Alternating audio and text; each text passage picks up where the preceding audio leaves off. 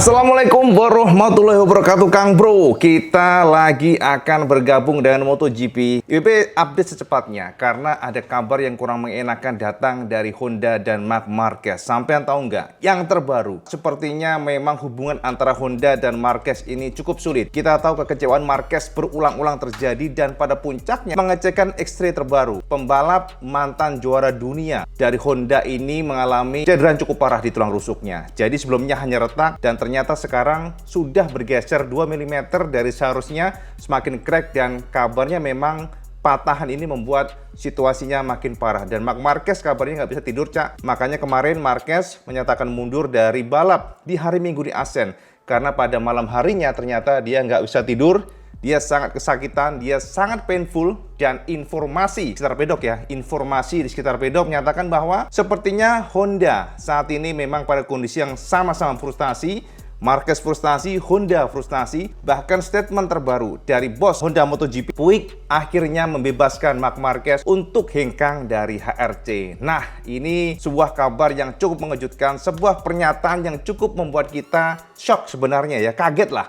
Soalnya kita tahu bahwa Honda selama ini berusaha terus memegangi Marc Marquez supaya nggak keluar dari mereka, tidak meninggalkan Honda. Karena mereka percaya Marquez adalah satu-satunya tumpuan pembalap yang bisa membawa Honda kepada kejayaan masa lalu. Akan tetapi ternyata statement terbaru dari Puig yang memberikan konfirmasi bahwa sekarang Honda membebaskan Marquez untuk memilih jalannya sendiri jika memang dia nggak happy. Nah, ini Cak, kita akan coba bahas nanti satu persatu. Namun sebelum kita ke sana, ke Marquez, mari kita juga intip Fabio Quartararo, termasuk juga bagaimana jalannya balapan di Assen yang memang bisa kita katakan apes Brad, kecerobohan yang sangat konyol yang nggak perlu karena dia sudah di depan mata podium, ternyata justru dia menginjak green line, menginjak garis hijau sehingga mendapatkan penalti turun satu posisi. Dan juga bagaimana keluhan dari Bezzecchi yang menyatakan bahwa dia menemukan keanehan pada ban belakang. Race Assen menunjukkan bahwa ternyata kecepatan Bezzecchi tidak sama dengan sebelumnya pada saat sprint race karena pemilihan ban yang berbeda. Kemarin Bezzecchi menggunakan ban belakang medium dan ternyata dari feel yang dirasakan oleh Bezzecchi berbeda. Sprint race kemarin kan Bezzecchi menggunakan ban tipe soft atau lunak dan dia sangat kencang, bahkan Pecco pun nggak mampu untuk menahan kemenangannya. Akan tetapi kemarin pada saat race full hari Minggu, tidak mungkin dia menggunakan tipe soft karena secara karakteristik Ducati yang powerful membuat Bezzecchi harus memilih ban medium belakang dan depannya hard. Dan ternyata memang Cak, speednya tidak sesuai dengan harapan dan dia agak telat. Pastinya dia harus bertarung di belakang sebelum dia mencoba untuk mengejar Pecco. Dan pada last lap, dua last lap terakhir dia merasakan keanehan pada ban belakang. Dia merasakan adanya getaran, Cak. Jadi ban belakang bergetar, ada chattering, dan ini cukup menarik. Soalnya chattering ini juga dirasakan oleh Pecco pada saat sprint race. Akan tetapi di hari Minggu justru Bezzecchi yang sekarang merasakan gantian nih, Cak. Ini membuat beberapa opini yang cukup menarik bahwa apakah ada tim order dari Ducati? IWP pastikan opini tersebut sampai buang. Soalnya Ducati sudah menegaskan, Gigi D'Alina menegaskan bahwa tidak ada tim order selama sesama Ducati fight itu no team order. Tetapi kalau Ducati bertarung melawan pabrikan lain, terus ada Ducati rider lainnya yang recokin sesama Ducati, ada kemungkinan tim order. Tapi kalau sesama Ducati bertarung untuk meraih juara dunia, tidak ada tim order. Itu dipastikan oleh bos daripada Ducati, jadi itu buang jauh-jauh, Cak. Karena kenapa? Ya memang Bezzecchi secara teknis kemarin memang merasakan adanya chattering atau getaran yang sangat kuat sehingga dia tidak bisa rebah seperti sewajarnya. Dia playing safe, dia berusaha supaya yang penting dia juara kedua, tidak disalip oleh pembalap di belakangnya. Itu yang pertama. Yang kedua adalah Pecco.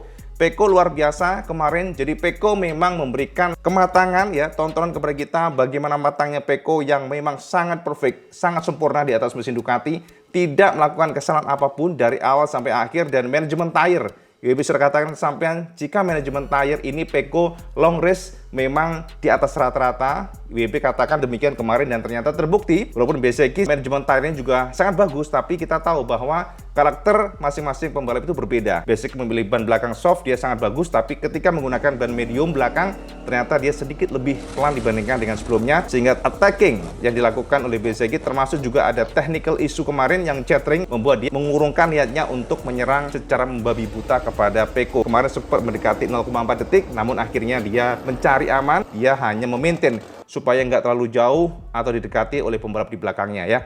Itu konfirmasi dari Bezzecchi. Tenang, Cak, kita akan coba nanti pelan-pelan satu persatu apa yang dikatakan para pembalap. Dan untuk saat ini WP nggak akan posting mengenai data lap dan sebagainya. Udahlah, kita tahu kan sesama Ducati, soalnya nggak terlalu seru kalau kita bahas. Kalau ada pembalap dari Jepang yang merangsek, baru kita akan bahas. Jadi gitu ya Kang Mas ya. Informasinya memang Pecco luar biasa dan Bezzecchi ada kendala teknis, chattering atau getaran di ban belakang sehingga dia tidak mampu untuk melakukan attacking. Jadi dia playing safe.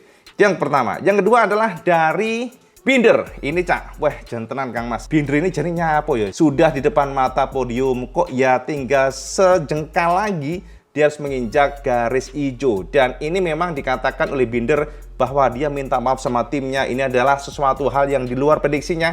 Karena memang tipis banget Cak. Sama bisa intip di tayangan ini ya.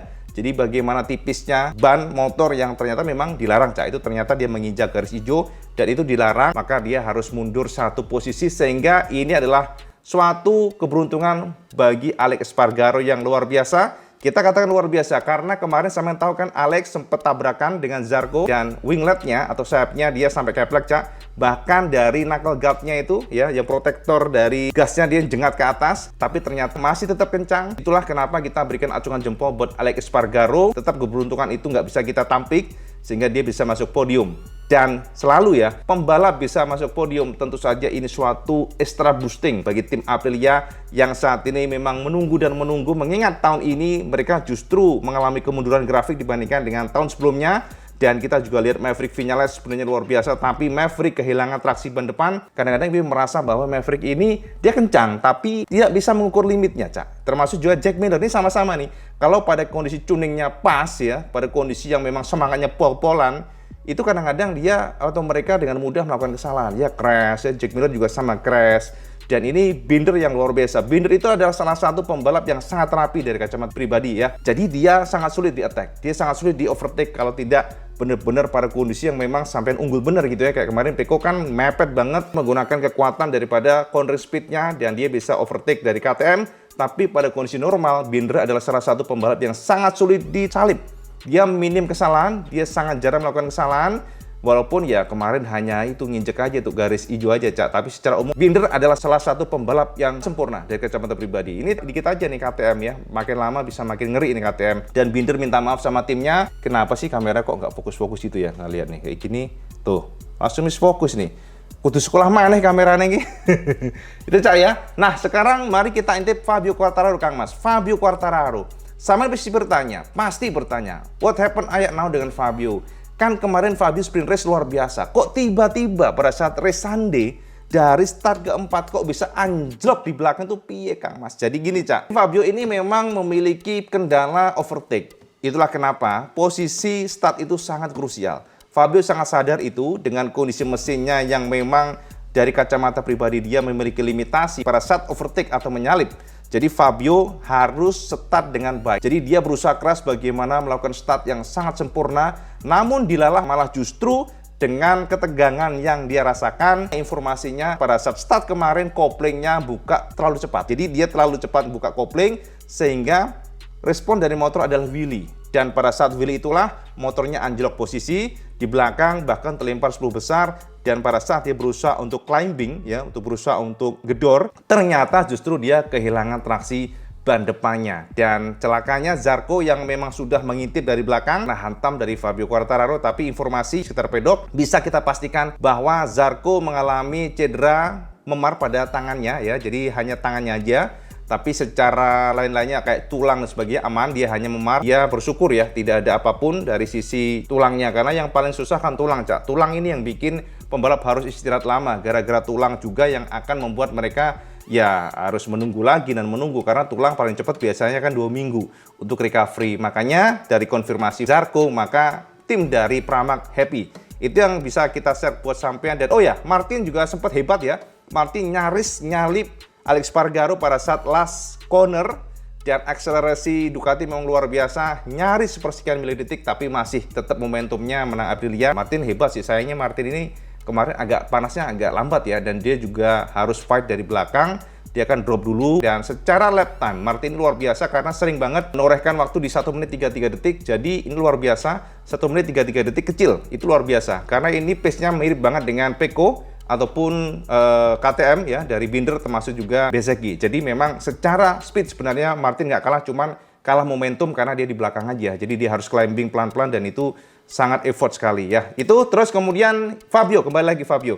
Fabio diperiksa, Cak. Jadi Fabio mengatakan bahwa dia mengalami beberapa cedera dan yang paling terasa saat ini adalah pada lengan kirinya. Jadi dia terkilir, Cak, informasinya. Tidak ada tulang retak. Yang menjadi fokus dia adalah dari angle-nya dan juga ini jarinya, Cak. Mungkin akan ada operasi sehingga saat ini dia kesakitan. Informasinya Fabio mengatakan dia kesakitan. Jadi mungkin saja dia akan ada operasi. Nah, itu update IWB buat Fabio Quartararo. Dan piye Kang Mas, jungkel semua, Cak. Ini aduh, ini pabrikan Jepang ini kok sepertinya suffering banget. Terseok-seok bener ya. Jadi kita tuh berharap, sebenarnya kita happy Fabio kemarin bisa sprint race masuk ke 4 itu. IWB senang banget, asli senang banget karena kita nggak hanya melihat Eropa dan Eropa. Jujur, Cak, jiwa kita ini jiwa Asia, Kang Mas. Jadi kalau saya bertanya ke IWB lebih suka tetap pabrikan Jepang sih yang menang ya. Asia Soul, Cak, ya kan? Asian. Dan memang ini dibahas, Kang Mas. Banyak media-media luar yang mengatakan bahwa apakah ini adalah masa hilangnya pamor atau kejayaan dari motor Asia. Itu katanya, kurang ajar nggak? Ini pernah IWB baca kemarin. Jadi mereka menyamakan dengan kondisi masa lalu di 60-an ya. Kondisi pada saat itu bagaimana MV Agusta yang mendominasi sebelum Honda pada saat itu datang. Jadi Honda memang salah satu pabrikan yang dipandang sangat sukses mendobrak kedikdayaan dari Eropa. Kontradiktif ya dengan sekarang, di mana kita lihat sepertinya menerus Honda ini mungkin nggak sejago ilmunya dibandingkan dengan para pendahulunya yang memang luar biasa cerdas, luar biasa hebat. Bahkan Isle of Man Titi, Honda itu pernah juara. Saya harus tahu, Isle of Man Titi, Honda itu pernah juara. Jadi balap liar yang WB sempat share kemarin kesampaian itu, ternyata Honda pernah juara. Jadi ini suatu kondisi di mana saat ini memang Honda suffering. Nah, kembali lagi kepada Eropa dan Jepang, kita berharap sih ada gebrakan dari Jepang. Dan kita juga berharap para Jepang saat ini yang bercokol di sana, semoga saja ada gebrakan, ada semacam perubahan lah dari sisi kulturnya, dari sisi metode kerjanya. Karena memang ini disorot oleh para pengamat ya, termasuk juga bahkan teman-teman IWB Eropa, para bule yang memang mengatakan bahwa ini mantan ini loh ya, dia mantan dari Dorna. Dan dia mengatakan bahwa saat ini problem dari Jepang, pabrikan Jepang adalah terlalu slow. Jadi birokrasinya panjang, sangat lambat. Pada saat ada komponen atau keluhan dari pembalap, mereka sangat slow lah responnya. Bagaimana meracik komponen juga sangat slow. Banyak pintu yang harus dilalui supaya bisa tembus ke pusatnya. Prosesnya lama sehingga sampai ke pembalap juga lama. Itu yang membuat mereka lambat dan Eropa itu simple banget katanya. Jadi kalau ada informasi, kalau ada semacam problem, mereka akan langsung meracik komponen dan langsung disebar ke para pembalapnya. Nah, itu dari sisi internal ya, teman IWB yang di Inggris kemarin. Dan ternyata konfirmasi ini pula diberikan oleh Ducati. Ducati menyatakan bahwa pabrikan Jepang itu tersesat. Gigi D'Alina menyatakan dengan transparan bahwa Jepang saat ini tersesat dari sisi pengembangan. Karena kenapa? Jika Ducati mengembangkan motor mereka berpatokan dari semua pembalap, tapi kalau pabrikan Jepang rata-rata dari pembalap utamanya. Padahal pembalap utama ini sebenarnya bukanlah kunci, karena ini kan talentanya bagus banget nih pembalap utama. Jadi mereka bisa menutupi kekurangan dari motornya. Jadi seharusnya acuannya itu bukan hanya dari satu pembalap, itu konfirmasi dari Gigi. Nah, Ducati sudah melakukan ini. Ducati menggunakan acuan dari semua pembalap. Jadi nggak hanya pembalap topnya, tapi pembalap yang bahkan paling belakangnya pun akan ditanya oleh Ducati. Apa yang kamu rasakan? Woi, apa yang kamu tidak sukai? Ayo monggo di-share. Nah, itu yang saat ini menjadi fokus daripada pabrikan Eropa yang mengkritisi metode kerja dari pabrikan Jepang. Dan ini semoga berubah, Cak. Nah, yang terakhir Kang Mas, update IWB. Ini adalah sebuah hot informasi, hot statement dari bos HRC. Bukan HRC bos Jepangnya ya, tapi dari MotoGP-nya, Eropanya, yakni Alberto Puig, yang memberikan semacam sinyal kepada Marquez bahwa Honda tidak akan menahan Marquez jika memang Marquez sudah tidak betah dengan Honda. Statement itu dilemparkan oleh Alberto Puig yang sepertinya memang merasa nggak enak sama Marquez karena Marquez cedera berkali-kali gara-gara limitasi dari motornya dan tidak happy. Kelihatan Marquez marah, kelihatan Marquez kecewa. Honda sudah berusaha dan sedang berusaha. Namun Alberto Puig menegaskan bahwa jika memang Marquez tidak happy dengan Honda, monggo dipersilahkan jika seandainya Marquez ingin mencari tim yang lain. Itu diindikasikan oleh Alberto Puig karena Marquez ini kan menjadi salah satu pembalap utama ya. Dan saat ini dia juga megang sponsor dari Red Bull. Dan dari beberapa rumor yang masuk, sepertinya Red Bull sedang berusaha menarik Marquez ke KTM. Itu rumor yang berkembang. Honda sepertinya cukup paham posisi mereka. Akan tetapi kan Marquez masih memiliki kontrak dengan Honda sampai dengan 2024. Seandainya 2025 nanti Marquez memang ingin hengkang dari Honda, dipersilahkan.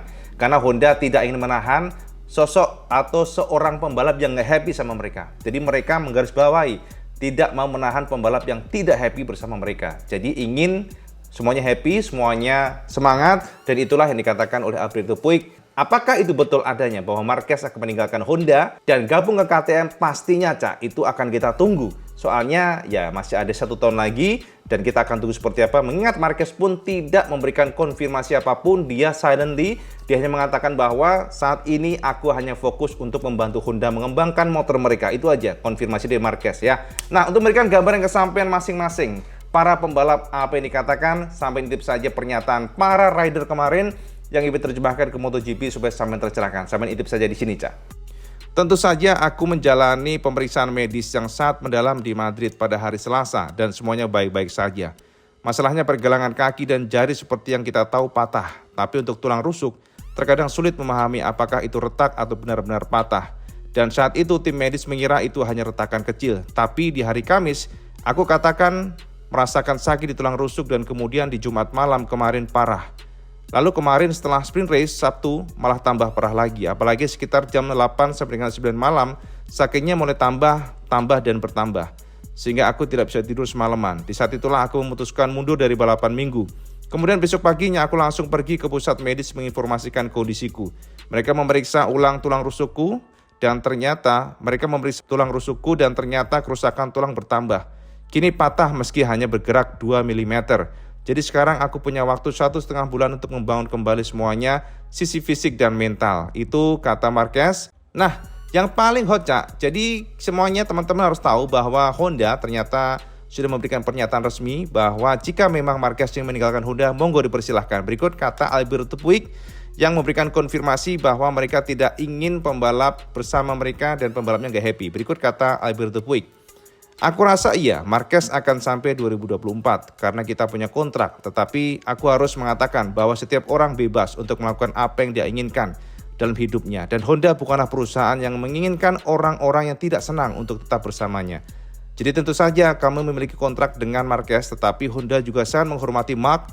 Dan aku ingin katakan, Mark akan menjadi pembalap Honda hingga 2024 berdasarkan kontrak. Tetapi aku tidak memiliki bola ajaib yang membuat motor kita bisa langsung kencang. Itu kata Alberto Puig, Cak. Itu tadi ya gambaran buat sampean tentang update MotoGP terbaru. Dan tenang, Cak, IWP akan selalu update buat sampean apa yang terjadi di MotoGP dan bagaimana seperti apa. Ini kok iki nyapa tuh jadi kamera iki. Walah. Untuk fokus susah bener ya, misfokus terus. Ya, memang harus ganti kamera kayaknya.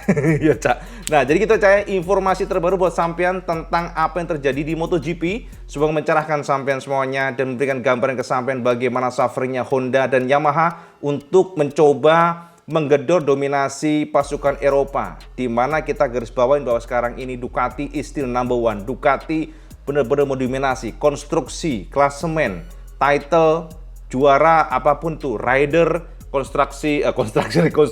konstruktor dari pabrikan, bahkan tim pun semuanya Ducati yang menguasai Ducati. Sementara itu kita lihat KTM juga merangsek luar biasa. KTM, sama harus tahu KTM ini berbeda dibandingkan dengan para tim lainnya, di mana KTM menggunakan semua racikan dari WP. Jadi WP, suspensinya WP, bukan Öhlins, Cak. Dan bahkan sasisnya pun racikan sendiri, Cak, menggunakan WP. Jadi WP sasis dan juga WP suspension itu satu rumah produksi dan itu adalah milik dari KTM, ya. Jadi pit bearer milik KTM. Makanya ini luar biasa pengembangan mereka, sinergi pengembangan mereka luar biasa, pengembangan mereka betul-betul terarah dan kita lihat bahwa time by time KTM ini bisa menjadi penantang serius bagi Ducati. Mungkin nggak sekarang, mungkin tahun depan bisa saja. Dan hari ini, musim ini maksudnya masih pertengahan, artinya masih belum tahu seperti apa akhir dari cerita ini, mengingat klasemen sementara title rider masih sangat ketat dan apapun bisa terjadi mengingat sekarang ada yang namanya sprint race dan ini akan berubah semuanya sangat cepat. Itu aja konfirmasi IWP buat semuanya, update IWP tentang update MotoGP yang memberikan gambaran betapa sulitnya para pabrikan Jepang dan betapa dikdayanya Eropa. Kita lihat usaha dari pabrikan Jepang seperti apa. Itu aja. Matur nuwun sama sudah menonton video ini beneran. Dan kalau teman suka video teman like, share, dan subscribe. Ojo lali teman sholat lima waktu, karena itu paling penting. Assalamualaikum warahmatullahi wabarakatuh. Salam sekandos.